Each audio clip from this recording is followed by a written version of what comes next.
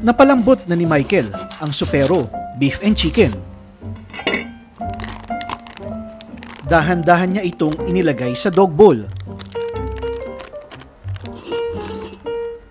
Nilimas niya ang loob ng packaging para siguradong walang masasayang sa isang pack ng Supero.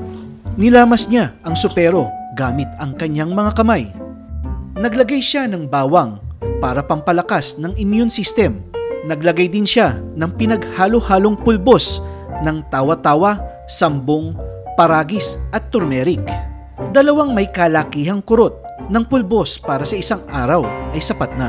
Muli niyang nilamas ang Supero upang maihalo ang mga natural supplements. Tinawag na niya si Pangarap, ang aking asong gubat.